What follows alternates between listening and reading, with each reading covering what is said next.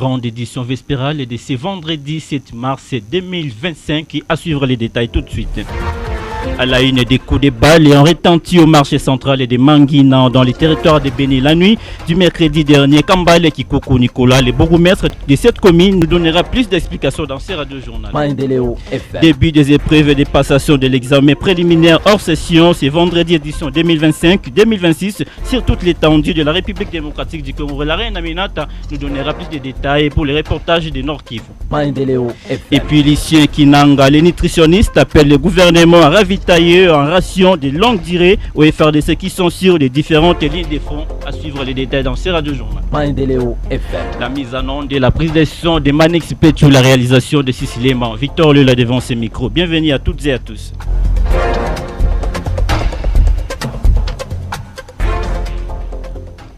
Madame, Messieurs, bonsoir. Des coups de balles réels ont été audibles au marché central et des Mangina dans les territoires de Béni la soirée du mercredi dernier. Selon les informations fournies par Kambale Kikoko Nicolas, le bourgmestre de la commune de Mangina, j'ai un téléphone. Des bandits armés ont envahi des boutiques au marché central et des Mangina vers 18h40. Loin de l'argent pillé, ces bandits ont également blessé des balles 3 personnes, dont 2 du sexe féminin. Nous vous proposons de suivre, d'écouter Kambale Kikoko Nicolas. Vers 18h40, des bandits ont investi des boutiques au marché central et ils ont commencé à demander de l'argent. Ils ont pillé à 2 boutiques et quand ils ont constaté que les gens étaient encore au marché et pour se frayer le chemin, c'est comme ça qu'ils ont crépité des balles. Et malheureusement, à part l'argent qu'ils ont emporté, il y a eu 3 personnes qui ont été blessées. Et une fille blessée au niveau du pied par balle, un garçon blessé au niveau du coude par balle, mais il y a aussi une fille qui était en fuite mais qui est allée tomber et blessée. Toutes ces personnes sont admises au centre de santé de référence de Mangina.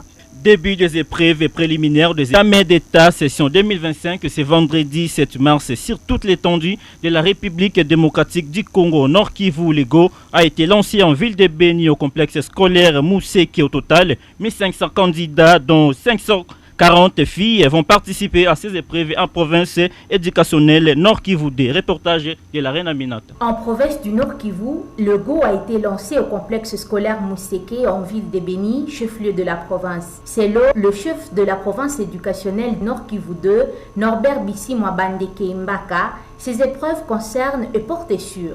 Cet examen concerne les candidats n'ayant suivi le cursus scolaire normal.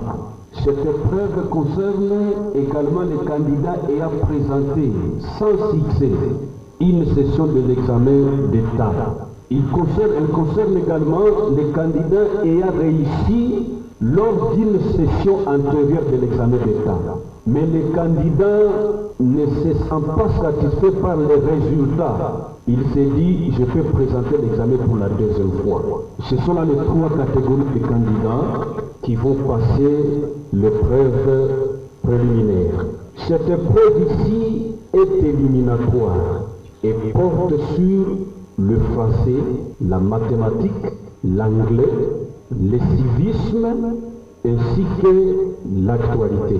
Tout en rendant hommage aux compatriotes morts lors des affrontements et tout particulièrement au feu gouverneur Peter Chirimwami, mort arme à main, le représentant du gouverneur, M. Serge Farini Bintou, directeur de cabinet adjoint du gouverneur, appelle les lauréats à la discipline, la sérénité et la confiance en soi. En leur demandant de rester disciplinés, optimistes, sereins et confiants en leur capacité pour affronter correctement ces épreuves.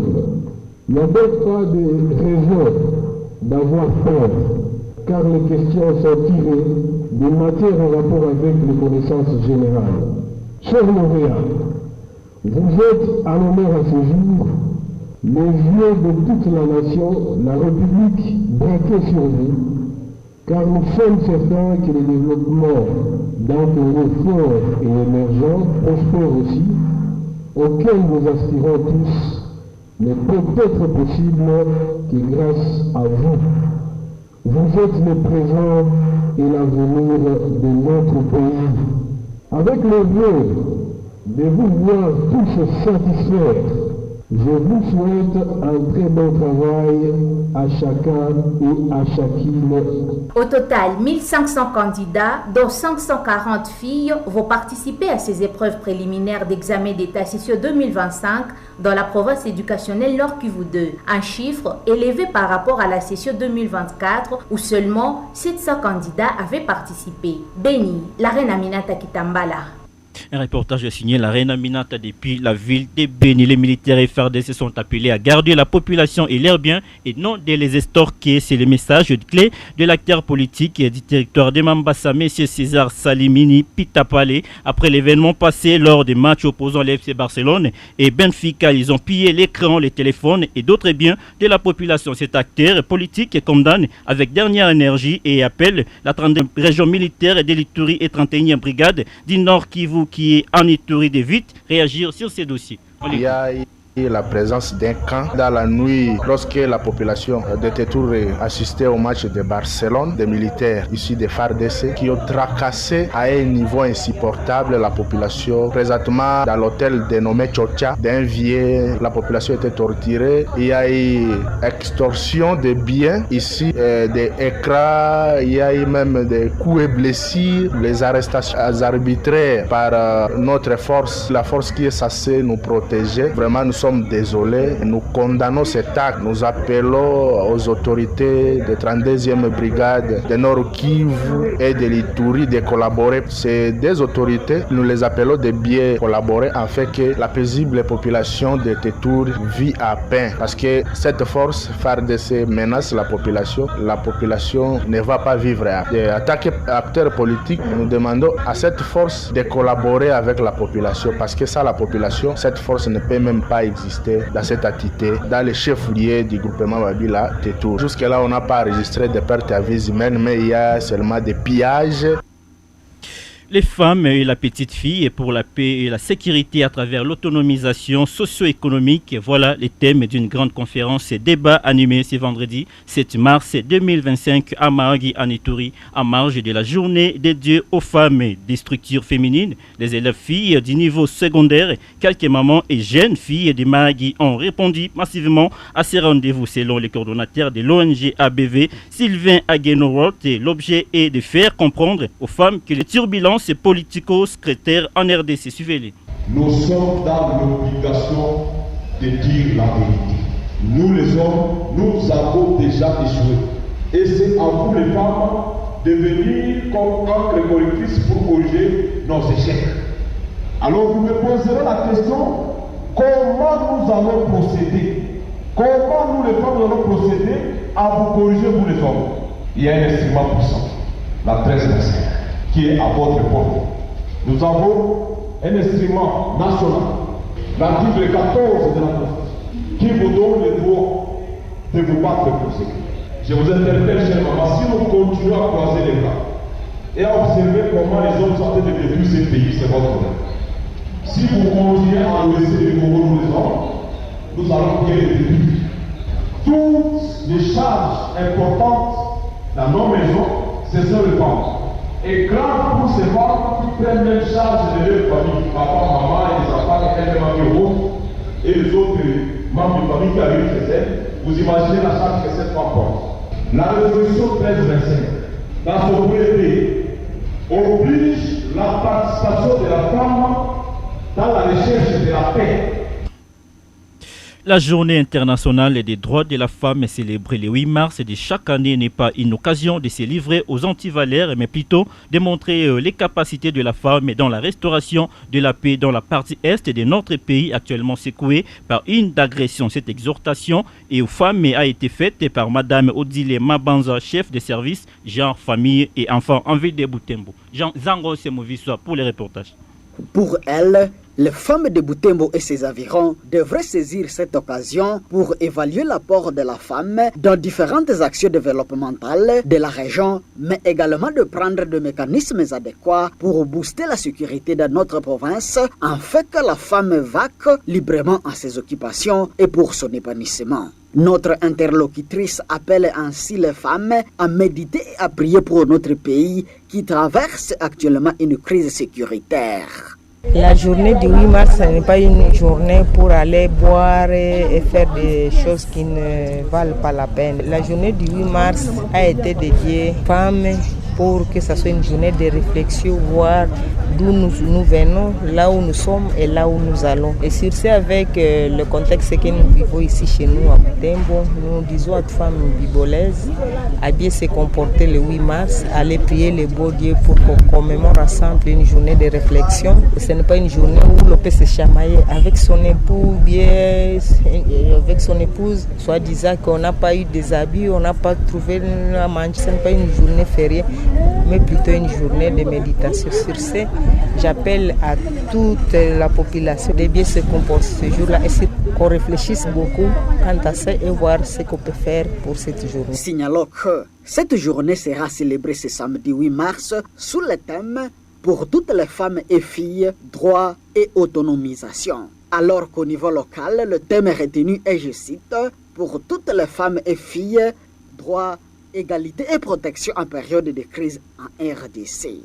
Butembo, Nzankos Mouveswa, Radio Communautaire Maendeleo Bunia.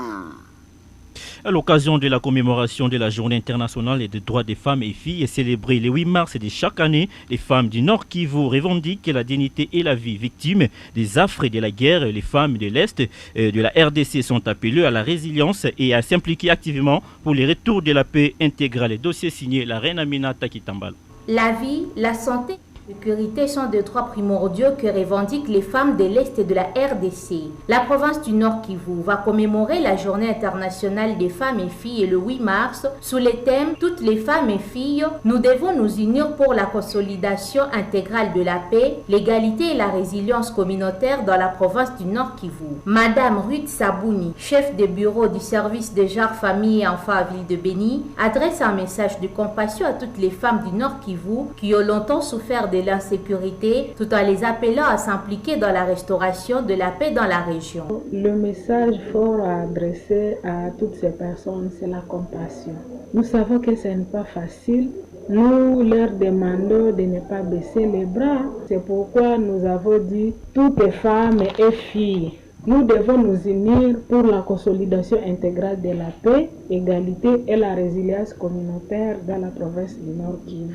Le premier droit que nous devons revendiquer, c'est la dignité.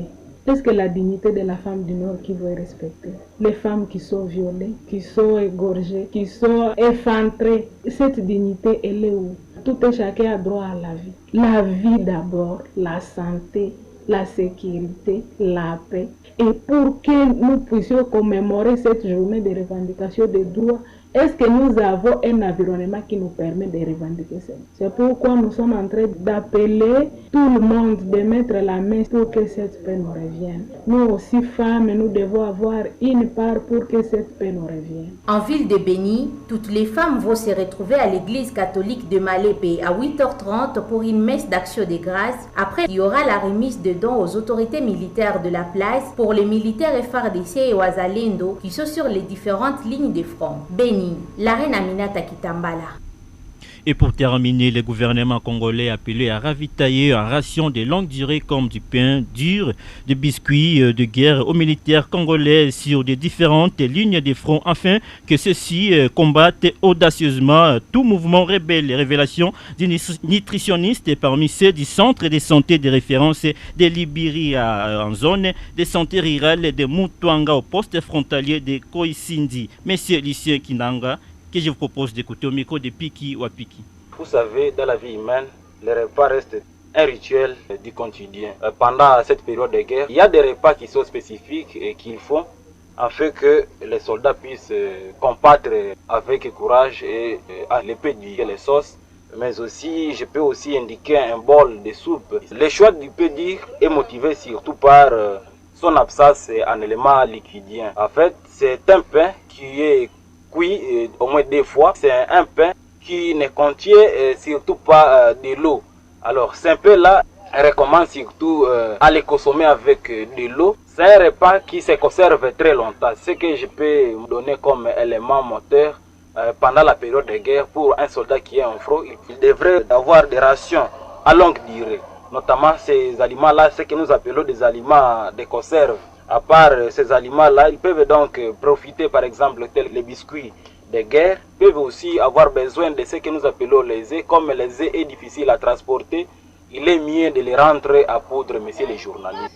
Alors, qu'est-ce que vous recommandez au gouvernement congolais, vous comme nutritionniste? D'approvisionner le plus tôt possible les aliments tels que nous les avons indiqués auparavant, puisque vous connaissez, il faut aussi comprendre qu'un sac vide ne se tient toujours pas debout, messieurs les journalistes, ce que nous pouvons indiquer. C'est la fin de cette édition du journal. Un journal est présenté par Victor Loela. Manix Pechu était à la prise de son et la mise en onde de Cécile Mont a réalisé cette édition du journal. Retrouvez cette même information sur nos chaînes YouTube et TikTok et Maendeleo TV. On se retrouve prochainement.